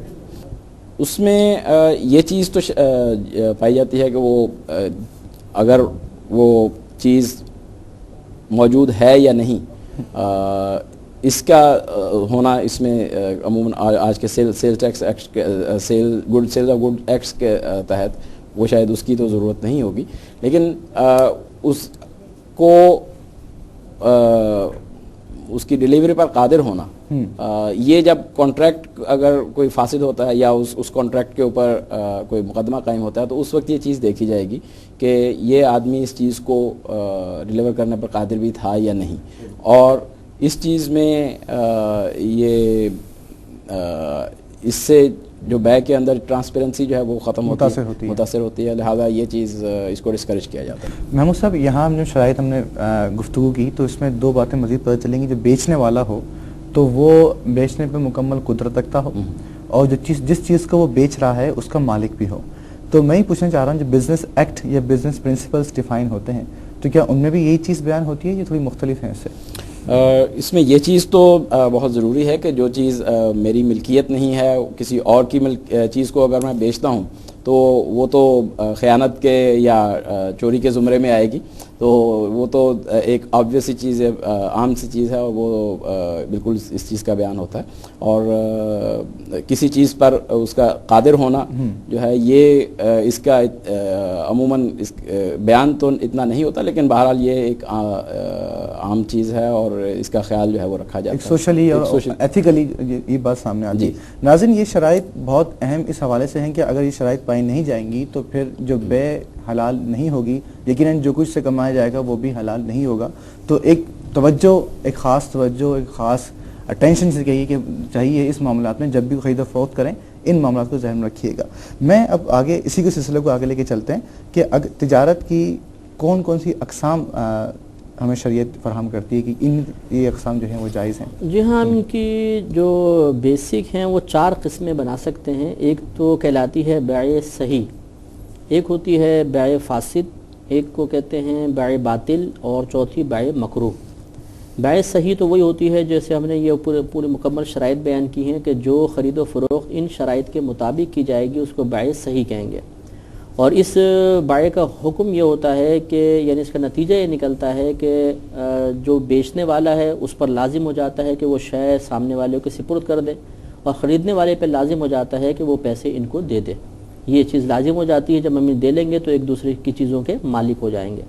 دوسری بیع فاسد ہوتی ہے۔ بیع فاسد کا مطلب یہ ہوتا ہے کہ جو خرید و فروخت کا رکن ہے یعنی ایجاب و قبول وہ بھی درست ہوتا ہے، جس چیز کو بیچ رہے ہیں جسے شرعی اصطلاح میں مبیع کہتے ہیں وہ بھی صحیح ہے، مال متقوم ہے، لیکن اس کے علاوہ کوئی ایسی صورت ہو جاتی ہے کہ کوئی ایسی ہم شرط وغیرہ لگا دیتے ہیں کہ جو خرید و فروخت کی اندر جائز نہیں ہے، یا خرید و فروخت کا جو معاملہ ہے وہ اس کا تقاضا نہیں کر رہا ہے، ایسی بیجا کو شرط لگا دیں تو اس کی وجہ سے فساد پیدا ہو جاتا ہے اور اس کو بیع فاسد کہتے ہیں۔ مثال کے طور پہ میں یوں کہوں کہ میں یہ کتاب آپ کو بیچتا ہوں لیکن اس شرط کے ساتھ کہ آپ اس کو پڑھ نہیں سکتے ہیں۔ اب یہ دیکھیں مال متقوم ہے، میں ایجاب کر رہا ہوں، آپ نے کہا مجھے قبول بھی ہو گیا، یہ مال بکنے کی صلاحیت بھی رکھتا ہے، لیکن میں نے ایک فاسد شرط لگا دی اس کے ساتھ، تو یہ بیع فاسد کہلائے گی۔ اس کا حکم یہ ہوتا ہے کہ اگر میں یہ چیز آپ کو دے دوں، آپ اس کو قبضے میں لے لیں گے تو آپ اس کے مالک تو کہلائیں گے، لیکن اس خرید و فروخت کو ختم کرنا واجب ہے۔ آپ مجھے واپس پیسے کریں گے اور میں کتاب مجھے دیں گے اور میں پیسے آپ کو دوں گا۔ اس کو پھر استعمال کرنے میں گناہگار ہوگا شخص؟ ہاں گناہگار ہوگا، بالکل اس کو استعمال نہیں کر سکتے ہیں، بیچنے والا بھی خریدنے والا دونوں گناہگار ہوں گے؟ جی ہاں، یہ تو مطلب ہونا ہی چاہیے کہ قبضے میں دے ہی نہیں، بلکہ اگر ایسا کوئی شرط لگ جائے تو فوراً اس کو رد کر دیا جائے۔ اب جیسے ہم مثال کے طور پہ تربوز خریدنے جاتے ہیں، ہم یہ شرط لگاتے ہیں اندر سے لال ہوگا تو لوں گا ورنہ نہیں۔ اب وہ کہتے چلو جی ٹھیک ہے، اب وہ کاٹتا ہے وہ لال نہیں نکلتا تو ہم کہتے ہیں ہم اس کو نہیں خریدیں گے، حالانکہ ایجاب و قبول ہو گیا اور یہ شرط جو ہم نے لگائی تھی یہ بیجا شرط ہے، اور بالفرض اگر لال نکل بھی آیا تو ایک بیجا شرط کے ساتھ یہ معاملہ ہو، یہ بیع فاسد ہے، اس قسم کی شرط نہیں لگا سکتے ہیں۔ اور اس پہ ہم آگے انشاءاللہ گفتگو کریں گے کہ یہ کیا یہ لال نہ نکلنا عیب میں شمار ہوتا ہے کہ نہیں ہوتا، یہ ایک الگ مسئلہ ہے، لیکن اس قسم کی شرائط سے بیع فاسد ہو جاتی ہے، توجہ رکھنی چاہیے۔ تیسری جو ہوتی ہے بیع باطل ہے۔ بیع باطل کا مطلب یہ ہے کہ یا تو اس میں کوئی رکن فوت ہو جائے یعنی ایجاب و قبول نہ پایا جائے، یا ایجاب و قبول ہے لیکن وہ شے بکنے کی صلاحیت نہیں رکھتی، جس کو ہم مال غیر متقوم کہتے ہیں، اس کو بیع باطل کہتے ہیں، یعنی یہ بیع منعقد ہی نہیں ہوتی۔ مثال کے طور پہ ایک مسلمان دوسرے مسلمان کو شراب بیچ تو یہ بیچنا جائز ہی نہیں ہے، اگر بیچ بھی دیا، ایجاب و قبول کر بھی لیا، پیسے لے بھی لیے تو یہ بیع منعقد ہی نہیں ہوئی ہے۔ اس کا حکم یہ ہوتا ہے کہ فوراً ختم کرنا واجب ہے، چیز اس کو واپس کریں اور یہ پیسے اپنے لے لیں. اور بالفرض اگر وہ پیسے لے چکا ہے اور خریدنے والا جا چکا ہے تو اس پیسے کو استعمال نہیں کر سکتے, اس کو صدقہ کرنا واجب ہوتا ہے بغیر ثواب کی نیت کے. اس کو صدقہ کر دیں. ایسی کمائی جو مال غیر متقوم سے آتی ہے اس کو مال خبیث کہا جاتا ہے یا کسب خبیث کہتے ہیں, اور اس کو صدقہ کرنا لازم ہوتا ہے. ایک ہوتی ہے بے مکروہ. بے مکروہ کا مطلب یہ ہوتا ہے کہ اس میں رکن بھی پائے جاتے ہیں, مبی بھی بالکل درست ہوتے ہیں, کوئی فاسد شرط بھی نہیں لگاتی, لیکن اور کسی خارجی وجہ سے کہ نبی کریم صلی اللہ علیہ وسلم کی کوئی ممانعت آ گئی یا دھوکہ وغیرہ آ گیا, ملاوٹ آ گئی, اس کی وجہ سے خرابی پیدا ہوتی ہے, اس کو بے مکروہ کہتے ہیں. جیسے دودھ میں پانی ملا کر اور بغیر بتائے بیچنا, یا اسی طریقے سے جمعے کی بیع جو ہوتی ہے, یعنی اذان ہو چکی ہے جمعے کی, اس کے بعد بیع کرنا, یہ بیع فاسد میں آتی ہے ویسے, لیکن اس کو مکروہ تحریمی میں لکھا ہے فقہاء اسلام نے کہ یہ بیع مکروہ ہے. تو 4 قسم کی بیع ہوتی ہیں. ایک بیع صحیح ہوتی ہے, اس کا حکم یہ ہوتا ہے کہ بائع ثمن کا اور مشتری مبی کا مالک ہو جاتا ہے. دوسری بیع فاسد ہے, اس میں کوئی فاسد کنڈیشن لگا دی جاتی ہے, اس میں ملکیت تو حاصل ہو جاتی ہے لیکن اس بیع کو ختم کرنا واجب ہے. اور بیع باطل میں ملکیت بھی حاصل نہیں ہوتی, ختم کرنا لازمی ہے. اور بیع مکروہ ہو جاتی ہے, اس میں ملکیت بھی حاصل ہو جاتی ہے لیکن انسان گناہ گار ہوتا ہے. جو بیع ناجائز ہیں وہ 3 قسم کی ہوئی, بیع فاسد, بیع باطل اور بیع مکروہ. جی, اور جائز جو ہے وہ بیع صحیح ہے, جو تمام شرائط بیان کی جائے. بیع فاسد جو ہے وہ محمود صاحب بہت پائی جاتی ہیں ہمارے پاس. جیسے ایسی کوئی شرط, اب ہم نے چیز تو جو بیچ رہے ہیں وہ بھی جائز ہے, ایجاب بھی ہو رہا ہے, قبول بھی ہو رہا ہے, لیکن شرائط ہم بعض موقع ویسے لگا دیتے ہیں جیسے عمومی طور پہ پایا جاتا ہے. تو میں چاہوں کوئی ایک آفیشیل کوئی ایگزامپل آپ کوٹ کریں جو مطلب یہ جو عمومی طور پہ ہوتا ہے جو بیع فاسد ہو, اس کے ڈس ایڈوانٹیجز بھی سامنے آتے ہیں. ایک مثال تو مفتی صاحب نے جیسے اس میں پیش کی کہ کوئی کتاب آپ کو بیچے اور کہے کہ جی آپ اس کو پڑھ نہیں سکتے, تو یہ جو شرط ہے یہ اس میں اس کو کانٹریکٹ ایکٹ کی زبان میں اس کو وائڈ یا وائڈیبل کانٹریکٹ اس کو کہیں گے. اچھا. جو بیع باطل جس کو عام طور پر کہا جاتا ہے وہ وائڈ کانٹریکٹ ہے کہ کانٹریکٹ ہوا ہی نہیں, اور دوسرا وائڈیبل کانٹریکٹ ہے کہ جس کانٹریکٹ کو ختم کیا جا سکتا ہے یا ختم کرنا ضروری ہے. تو جو بیع فاسد کی جو مثالیں ہیں اس وقت میرے کچھ اور ذہن میں, لیکن اس میں جو اس کی خرابی زیادہ جو اس کے اندر پیدا ہوتی ہے وہ یہ ہے کہ ایک ٹرانسپیرنسی ختم ہو جاتی ہے, ایک ٹرانسپیرنسی بھی ختم ہوتی ہے, اور دوسرا آپ کسی کے رائٹس جو ہیں ان کے اوپر, کسی کے حقوق کے اوپر کچھ قدغن لگا رہے ہیں, ناجائز قدغن لگا رہے ہیں. تو وہ آدمی اگر اس چیز کو استعمال ہی نہیں کر سکتا تو اس کو خریدنے کا پھر فائدہ بھی نہیں ہے. ٹھیک ہے. تو یا میری مفتی صاحب اس میں زیادہ بہتر ارشاد فرما سکتے ہیں کہ اگر اس شرط کو ختم کر دیا جائے تو وہی چیز جائز ہو جاتی تو کیا وہ شرط وہ بیع جو ہے وہ جائز ہو جانی چاہیے. کہ اگر وہ کہہ دے کہ ٹھیک ہے آپ اس کو بیچ سکتے ہیں اور اس کو پڑھ بھی سکتے ہیں, تو وہ بیع جو ہے اسی قیمت پر وہ ہو جانی چاہیے. معنی تو یہی تھی, مطلب شرط جو تھی اگر شرط ہٹا دی جاتی ہے تو پھر وہ بیع. تو وہ کون کون سی شرائط ہے جن کو لگا کے ہم بیع صحیح کر سکتے ہیں؟ بس وہ اس کی اصول یہ ہوتا ہے کہ خرید و فروخت جس کا تقاضا نہ کر رہی ہو. خرید و فروخت کس چیز کا تقاضا کرتی ہے؟ مثال کے طور پہ میں آپ کو کتاب بیچ رہا ہوں, تو اب یہ معاملہ اس بات کا تقاضا کر رہا ہے کہ کتاب آپ کے سپرد کر دوں اور آپ سے پیسے لے لوں. ٹھیک ہے. یہ بس 2 تقاضے یہاں پہ ہمیں نظر آ رہے ہیں. اس کے علاوہ اگر آپ کوئی مزید فاسد کنڈیشن لگائیں گے تو وہ غلط ہوگا. یا بعض اوقات ایسا ہوتا ہے کہ جیسے ہم کوئی وزن دار, جس کو موزونی شے کہتے ہیں, جو وزن کر کے بیچی جاتی ہے, یہاں پہ عقد اس بات کا بھی تقاضا کرتا ہے کہ جو بیچ رہا ہے وزن وہ کر کے دے گا. تو آپ نے یہ کنڈیشن لگا دی کہ بھئی دیکھیں آپ وزن آپ کر کے دیں گے, تو یہ تو پہلے معاملہ اس بات کا تقاضا کر رہا تھا, تو یہ کوئی فاسد کنڈیشن نہیں ہے. تو اب دیکھا یہ جائے گا کہ جو ہم معاملہ بیع کر رہے ہیں, خرید و فروخت کا معاملہ کر رہے ہیں, کہ کیا وہ خرید و فروخت کا معاملہ اس شرط کا تقاضا خود کر رہا تھا. اب جیسے مثال کے طور پہ ایک مکان آپ کو بیچتا ہوں, میں بیچنے کے بعد کہتا ہوں کہ یہ آپ خرید لیں لیکن آپ اس کو آگے سیل نہیں کر سکتے. اب ایک فاسد کنڈیشن ہے. یہ مکان میں آپ کو سیل بیچتا ہوں لیکن اس کا باتھ روم آپ یوز نہیں کر سکیں گے. جب آپ نے سیل کر دیا تو آپ کو مکمل حق حاصل ہے. اگر شروع میں وہ کہہ دے کہ اگر ایک کمرہ تمہارا ہے, ایک کمرہ تمہیں بیچتا ہوں, پھر تو وہ جائز ہے. ہاں وہ تو خیر کمرہ ہی ایک بیچ رہا ہے, لیکن مکمل مکان بیچنے کے بعد وہ جیسے ڈاکٹر صاحب نے ارشاد فرمایا کہ اس کے حقوق پر قدغن لگا رہا ہے, کہ اس کے بعض حقوق سلب کر رہا ہے.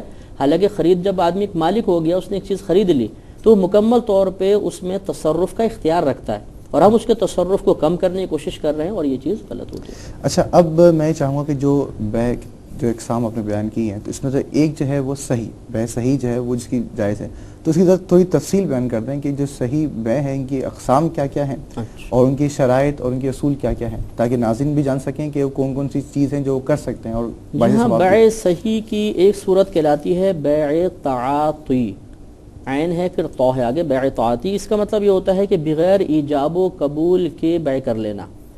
وہ جیسے ہمارے ہاں آج کل رائج ہے کہ یہاں پر ہمارا لینا دینا یہ ایجاب و قبول کے قائم مقام ہوتا ہے. اب کہیں پر بھی ایسا نہیں ہوتا کہ آپ جاتے ہیں کہتے ہیں چاول کتنے کیا کلو دے رہے ہیں جی اتنے روپے کلو، اچھا 1 کلو دے دیں بس اتنا. آپ نے کہا، اس نے نہیں کہا میں نے بیچا اور میں نے خریدا. اس طرح ہم یہ جملے نہیں کہتے ہیں باقاعدہ. یا بعض اوقات تو یوں پیسے دے ہی کہتے ہیں، یوں اشارہ کر دیتے ہیں، وہ دے دیتا ہے چیز اور ہم لے کر آ جاتے ہیں. یہ بیع منعقد ہو گئی، اس کو بیع تعاطی کہتے ہیں، یعنی ایجاب و قبول کے بغیر بیع کر رہے ہیں. تو یہاں پر لینا دینا یہ ایجاب و قبول کے قائم مقام ہوتا ہے. ایک اس کی قسم ہوتی ہے مرابحہ. بیع مرابحہ اسے کہتے ہیں کہ جس میں ہم کوئی شے دیتے ہیں اور اس پر کچھ نفع لیتے ہیں، یعنی اصل قیمت سے زیادہ کچھ نفع لے لیں، اس کو بیع مرابحہ کہتے ہیں. ایک کہلاتی ہے بیع تولیہ. بیع تولیہ کا مطلب یہ ہے کہ جتنی کی چیز ہم نے خریدی بغیر کسی نفع کے اتنی ہی قیمت میں سامنے والے کو دے دینا. جیسے سیدنا ابوبکر صدیق رضی اللہ تعالیٰ عنہ نے ہجرت کے وقت 2 اونٹنیاں سرکار کی بارگاہ میں پیش کی کہ یہ میں خرید چکا ہوں، ایک آپ کی ہے ایک میری ہے. تو نبی کریم صلی اللہ علیہ وسلم نے ارشاد فرمایا کہ 1 اونٹنی مجھے بیچ دو، میں ایسی تمہاری اونٹنی پہ نہیں جاؤں گا. تو پھر انہوں نے جتنی قیمت میں اونٹنی خریدی تھی اتنی قیمت میں سرکار کو بیچ دی. اس کو بیع تولیہ کہتے ہیں. اسی کی ایک قسم ہوتی ہے بیع صرف، یعنی کرنسی کا جو کاروبار ہے، خرید و فروخت کرنا کرنسیز کی، یہ بیع صرف کہلاتی ہے. یا اس کو دوسری اصطلاح میں کہتے ہیں کہ ثمن کے بدلے ثمن دینا، یہ کرنسی کا یہ بیع صرف کہلاتی ہے. ایک اس کی قسم ہوتی ہے بیع سلم. بیع سلم قیاسی اعتبار سے تو جائز نہیں ہے، لیکن چونکہ نبی کریم صلی اللہ علیہ وسلم نے اس کی اجازت مرحمت فرمائی، اس لحاظ سے اس کو جائز قرار دیا گیا ہے. اس کی صورت یہ ہوتی ہے کہ ثمن موجود ہوتا ہے اور جو شے ہے وہ یہاں پر موجود نہیں ہوگی، بعد میں مطلب دیں گے. مثال کے طور پر میں کہوں یہ پیسے لے لیں اور جو آپ کا مال بالفرض آنے والا ہے فلاں مقام سے وہ آپ مجھے بیچ دیجیے گا. تو آپ نے کہا ٹھیک ہے میں بیچ دوں گا، لیکن اس میں بس شرط وہی ہوتی ہے کہ اس مال کی ایسی آپ تعریف کر دیں، ایسی اس کی پہچان بتا دیں، ایسے اس کے مطلب اوصاف ذکر کر دیں کہ اس مال کی ایک صحیح معرفت پہچان میرے ذہن میں آ جائے، ورنہ وہی مجہول کی بیع ہو جائے گی. تو یہ بیع سلم بھی جائز ہے. تو یہ چند صورتیں ہوتی ہیں کہ مرابحہ ہے، تولیہ ہے، بیع صرف ہے، بیع سلم ہے اور ایک بیع تعاطی ہے. ان کو سب یہ بیع صحیح کی احکام قسموں میں آتے ہیں. میں چاہوں گا کہ مرابحہ کی کچھ مثالیں بتا دیں آپ. مرابحہ جتنا ہمارے ہیں یہ بازار میں خرید و فروخت ہو رہی ہے سب بیع مرابحہ ہے. ایک تھان کپڑے کا ہم لیتے ہیں مثلا 50 روپے کا 100 روپے کا بیچ رہے ہیں، بیع مرابحہ ہے. یہ پین میں نے لیا 2 روپے کا، میں آپ کو 3 روپے کا بیچتا ہوں، بیع مرابحہ ہے. یعنی جس میں بھی ہم اپنی چیز پر اصل قیمت سے زیادہ تھوڑا بہت نفع لیں اس کو بیع مرابحہ. کتنا نفع لے سکتا ہے کوئی شخص؟ نفع کی ایک مطلب عوام الناس میں تو یہ ایک بڑا مقولہ مشہور ہے کہ آٹے میں نمک کے برابر نفع جائز ہے. شریعت اس کا صراحتاً رد کرتی ہے. اگر لوگوں کی مجبوری سے ناجائز فائدہ نہ اٹھایا جائے، یہ اس میں چیز نہ ہو، تو آپ نفع کی کوئی شریعت نے حد مقرر نہیں کی، جتنا زیادہ آپ نفع لینا چاہیں لے سکتے ہیں. کیونکہ دیکھیں بیع کی تعریف ہی ہے کہ مبادلۃ المال بالمال بالتراضی، باہم رضامندی سے ایک دوسرے کو مال کا تبادلہ کرنا. تو اب اگر یہ کتاب 50 روپے کی ہے لیکن میں 1000 کی دیتا ہوں اور آپ 1000 پہ راضی بھی ہیں، آپ اس کو کوئی ڈاؤٹ محسوس نہیں ہو رہا آپ کو، تو پھر یہ اس کی بیع کرنا بالکل جائز ہے. اب ہم یہ نہیں کہہ سکتے کہ جس میں 950 روپے آپ نفع لے رہے ہیں تو یہ جائز کیسے ہو گیا اتنا زیادہ نفع لینا، سامنے والا راضی ہے نا، ورنہ منع کر دے. ہاں اگر ایک غلہ ہے، قحط سالی کا دورہ ہے، اب وہ 50 روپے کلو ہے لیکن میں اسے 1000 روپے کلو بیچ رہا ہوں، یہ غلط اس وجہ سے ہو جائے گا کہ میں لوگوں کی مجبوری سے ناجائز فائدہ اٹھا رہا ہوں. اس وقت لوگ مجبور ہیں، وہ ناجائز صورت. اچھا یہاں پہ محمود صاحب میں یہ پوچھنا چاہوں گا، یہاں پہ کچھ ہمیں باتیں پتہ چلیں بیع صحیح کے حوالے سے. تو according to the modern economics principles, good trade کے حوالے سے کیا مطلب پرنسپلس بیان ہوتے ہیں کہ that is the good trade, یہ اچھی ٹریڈ ہے اور اچھی جو ہے سیلنگ گڈس کے حوالے سے آتی ہیں؟ اس میں ایک چیز جو بہت اہم ہے کہ جو چیز آپ بیچ رہے ہیں اس کے اوصاف کا، جیسے مجھ سے آپ نے فرمایا کہ اس کا اوصاف جو ہے وہ صحیح ذکر کیے جائیں اور اس کے اندر پھر کوئی خرابی جو ہے وہ نہ، یعنی جو ٹرانزیکشن ہو رہی ہے اس میں ٹرانسپیرنسی ہو، ایک فیئر ڈیل ہو، فیئر ڈیلنگ ہو، جس کے اوپر اسلام نے زور دیا. اور آپ یہ اس کے حوالے سے دیکھیں کہ جتنے آپ ترقی یافتہ ممالک میں جو جتنی بھی چیزیں آپ مارکیٹ میں خریدنے کے لیے جاتے ہیں تو اس میں دل کو تسلی ہوتی ہے زیادہ تر کہ یہ جو چیز میں بیچ رہا ہوں اس کے اوپر انگریڈینٹس جو لکھے ہیں یہ اس کے اندر یہ ہوں گے، کیونکہ وہاں پہ اس کا نظام جو ہے وہ موجود ہے، تو اس سے تجارت کو فروغ حاصل ہوتا ہے. یعنی ہم کوشش کرتے ہیں کہ وہاں جائیں تو وہاں سے کچھ چیزیں خرید کے لے آئیں. ٹھیک ہے. جبکہ ایسی مارکیٹ کہ جہاں پہ آپس میں ان چیزوں کا رواج نہ ہو اور دھوکہ دہی جو ہے وہ عام ہو، تو وہاں پہ آپ یہ تجارت جو ہے وہ کم ہو جائے گی. ایک مثال ہے، میرا کسی ایک ملک میں جانا ہوا، وہاں مجھے پہلے معلوم ہوا کہ جی یہاں پہ عموماً جو ہے یہ آپ کو چیزیں خریدتے ہوئے احتیاط کرنی چاہیے، کیونکہ وہ لوگ جو ہیں اس میں کافی دھوکہ دہی کے جو ہے وہ عنصر اس میں کافی پایا جاتا ہے. تو میں نے وہاں سے چیزیں خریدنے میں کافی احتیاط برتی، وہاں سے نہیں خریدی. لیکن اگر دوسری جگہ پہ جانا ہوا تو وہاں میں آرام سے میں نے خریدی. تو یہ چیزیں جو ہیں بے صحیح کے جو شرائط ہیں کہ جو چیز جو میں خرید رہا ہوں اس کا مجھے معلوم ہے، پرائس جو ہے وہ صحیح ہے، تو اس میں تجارت کو فروغ حاصل ہوتا ہے اس سے. ٹھیک ہے. بے صرف جو ہے کہ تو اس کی کوئی مثال بتائیے کہ کیا کہاں یہ ہوتی ہے؟ بے صرف جو ہے آج کل کرنسی کی ٹریڈنگ، جیسے مفتی صاحب نے ارشاد فرمایا کہ ایک میرے پاس روپے ہیں اور میں ڈالر خریدنا چاہتا ہوں، میں ٹریول کرنا ہے، ہم باہر جانا ہے، تو میں اس کے لیے ڈالر خریدنا چاہتا ہوں، تو یہ بے صرف میں آئے گی. اور اسی طرح سے میرے پاس 10 روپے کا نوٹ ہے، ٹھیک ہے، 10 روپے کے 1000 نوٹ ہیں، ٹھیک، اس سے میں 1000 روپے کے نوٹ جو ہے وہ لینا چاہتا ہوں، تو یہ ایک ہی کرنسی میں جو تبادلہ ہے مختلف ڈینومینیشنز کا، یہ بھی بے صرف کی تعریف میں آئے گا. ٹھیک ہے. مجھے جائز ہے، ایک ہی کرنسی ہے، میں 1000 روپے عمومی طور پر عید کے موقع پہ عیدی دینے کے لیے لوگ جاتے ہیں بینک میں؟ نقد تو یہ جائز ہے. اس میں ایک صورت یہ ہوتی ہے کہ ہم بعض اوقات یوں کہتے ہیں کہ یہ 1000 کے جو کڑکڑاتے نوٹوں کی گڈی ہے یہ ہم دیں گے مثلا 1050 روپے میں. 1000 تو 1000 کے بدلے میں ہو گئے اور 50 روپے اس کے کرارے پن کے ہیں. تو یہ فقہ حنفی کے روح سے جودت جو یعنی اس کو عمدگی کہتے ہیں، اس کی اپنی کوئی قیمت نہیں ہوتی ہے. لہٰذا بہتر یہ ہے کہ اگر اس طرح کی سیل کی جائے تو یوں کہا جائے کہ یہ 1000 روپے میں 1500 میں یا 1050 میں بیچوں گا. اس کو تقسیم نہ کریں کہ یہ 50 روپے اس کے کرارے پن کے لیے جا رہے ہیں، کیونکہ جودت کی قیمت نہیں ہے امام اعظم رضی اللہ تعالیٰ عنہ کے نزدیک. اس لیے بہتر یہ اس طرح کریں تو بہرحال کرنسی کا کاروبار بالکل جائز ہے. ناظرین، پتہ یہ چلا کہ بے صحیح کی جو شرائط ہوتی ہیں، پہلی شرط تو یہ ہے کہ ایجاب اور قبول مکمل ہو. دوسری بات جن کو مفتی صاحب نے بے مرابحہ کہا، وہ یہ چیز کہ آپ نے کوئی چیز خریدی، اب یہ آپ پہ منحصر ہے کہ آپ کتنا منافع لے کر اس کو بیچتے ہیں، بشرط کہ کسی کا حق سلب نہ ہو اور کسی کی حق تلفی نہ ہو، آپ زیادہ منافع لے سکتے ہیں. تیسری جو بات وہ یہ پتہ چلی کہ جتنی قیمت کی چیز آپ نے خریدی ہے اتنی کو ہی بیچیں تو یہ بھی جائز ہے. اور ایک اور بات کیا کہ ایکسچینج آف دا کرنسی، اگر اس میں اگر آپ کوئی بینیفٹ لیتے ہیں، کوئی پروفٹ لیتے ہیں تو یہ بھی جائز ہے. ایک بے سلم کا بھی ذکر آیا، وہ یہ کہ کوئی مال کہیں سے آ رہا ہے اور آپ کو یقین ہے کہ وہ مال اتنی ہی ورتھ کا ہوگا تو اس کو بیچنا بھی جائز ہے. اسی سلسلے کو آگے لے کے چلتے ہیں. مفتی صاحب، جیسے ابھی آپ نے کچھ بے صحیح کی اقسام بتائیں، تو میں چاہوں گا کہ بے فاسد اور بے باطل کہ اس کی مزید کچھ مثالیں دیتے ہیں تاکہ ناظرین کو یہ بات واضح ہو جائے کہ ہاں یہ چیزیں جو ہیں بے فاسد ہیں اور یہ چیزیں بے باطل ہیں. ساتھ میں کچھ مکروہات کی بھی تعریف آپ بتا دیجیے گا. جی، اس میں دیکھیں یہ اصول جیسے میں نے عرض کیا وہ اگر ذہن میں رکھا جائے گا تو انشاءاللہ بہت سارے مسائل حل ہو جائیں گے. کہ سب سے پہلے عوام کو یہ معلوم ہونا چاہیے کہ شرعی لحاظ سے کس چیز کا بیچنا جائز ہے اور کس کا نہیں. تو جب یہ چیز ہمارے سامنے ہوگی تو ہمیں خود بخود معلوم ہو جائے گا کہ کون کون سی شے کو شریعت مال متقوم کے تحت لاتی ہے اور کس کو مال غیر متقوم قرار دیتی ہے. تو اب اگر مال غیر متقوم کوئی بھی ہوگا اس کی بائع کرنا یہ بائع باطل کہلائے گا. تو یہ اس کی معرفت پر موقوف ہے کہ ہمیں پہلے یہ پتہ ہو کہ کون کون سے مال متقوم میں آتے ہیں اور کون سے غیر متقوم میں. تو مال متقوم تو بہت ہی کثیر ہیں، غیر متقوم کی تفصیل اگر جان لی جائے تو یہ بہت ہی بہتر ہے. اور بیع فاسد کے اندر وہ جیسے بتایا کہ کوئی ایسی شرط لگانا کہ عقد بیع اس کا تقاضا نہ کر رہا ہو، بھیجا کوئی شرط لگا دینا، یہ مطلب بیع فاسد کہلاتی ہے. جیسے میں نے عرض کیا کہ ثمن اور مبی، یعنی بیچنے والا جس چیز کو دیتا ہے اس کو مبی کہتے ہیں، خریدنے والا جو دے رہا ہے اس کو ثمن کہا جاتا ہے. اگر کوئی یہ شرط لگا دے کہ میں اس شرط پہ بیچتا ہوں کہ آپ اس کی قیمت مجھے دیں گے، یا میں بولوں کہ اس شرط پہ خریدتا ہوں کہ آپ مجھ سے پیسے لے لیں گے، تو یہ تو عقد اس کا تقاضا کر رہا ہے، تو یہ بے بالکل صحیح ہو جائے گی، اور کوئی ایسی فاسد شرط لگائیں گے تو وہ بے فاسد کہلائے گی۔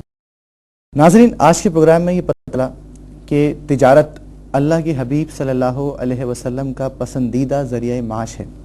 آج ہم نے یہ سیکھا کہ تجارت کی نبی کریم صلی اللہ علیہ وسلم نے کیا کیا تعلیم ارشاد فرمائی، وہ کون کون سی شرائط ہیں جن پہ تجارت جائز ہوتی ہے اور کون کون سی شرائط ہیں جن پہ تجارت جائز نہیں ہوتی۔ ہمیں آج یہ پتہ چلا کہ بیع فاسد اور بیع باطل کیا ہوتی ہیں، اور کچھ بیع ایسی ہوتی ہیں جو مکروہ کہلاتی ہیں۔ موضوع بہت طویل ہے، اس پہ گفتگو انشاءاللہ ہم جاری رکھیں گے، لیکن پروگرام کے اختتام سے قبل ایک بات کہنا چاہوں گا کہ جو کمائی پاک ذرائع سے اور جائز طریقے سے حاصل کی جاتی ہے وہ پاک، صاف، طیب اور طاہر ہوتی ہے، جس کا اثر انسان کی ذات، اس کی شخصیت اور اس کے گھر والے اور اس کی تمام معاملات پہ پڑتا ہے۔ اور جو مال، جو روزی حرام ذرائع سے کمائی جائے، حرام ذرائع سے کمائی جائے، اس کا اثر نہ صرف اس کی شخصیت پہ پڑتا ہے بلکہ اخروی طور پہ اس کی شدید نقصانات ہیں۔ یاد رہے کہ نبی کریم صلی اللہ علیہ وسلم نے ارشاد فرمایا کہ جو گوشت حرام سے پلا بڑا، وہ گوشت جو ہے وہ جہنم کی آگ کا زیادہ حقدار ہے۔ تو جو شرائط آج جن پہ گفتگو ہوئی ذہن میں رہے، انشاءاللہ اگلے پروگرام میں اسی سلسلے کو آگے لیتے چلیں گے۔ میں بہت شکر گزار ہوں مفتی صاحب آپ کا اور محمود شفقت صاحب آپ کا کہ آپ تشریف لائے اور بڑی مفید گفتگو رہی۔ اللہ تعالیٰ سے دعا ہے کہ اللہ تبارک و تعالیٰ ہمیں نبی کریم صلی اللہ علیہ وسلم کی ہر سنت پر عمل کی توفیق عطا فرمائے، اور ہمارے کردار، ہمارے افعال، ہمارے اقوال کو سرکار دو عالم نور مجسم صلی اللہ علیہ وسلم کی تعلیمات کے مطابق ڈھال دے۔ اپنے میزبان ثاقب محمد خان کو اجازت دیجیے، انشاءاللہ اگلے پروگرام میں تجارت کے اصولوں پر ہی گفتگو ہوگی۔ جب تک کے لیے اجازت، السلام علیکم ورحمۃ اللہ وبرکاتہ۔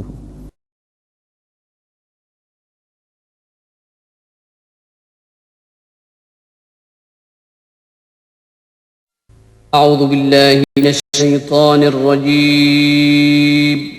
بسم الله الرحمن الرحيم. إن هذا القرآن يهدي للتي هي أقوم. بے شک یہ قرآن اس راستے کی طرف رہنمائی کرتا ہے جو بالکل سیدھا ہے،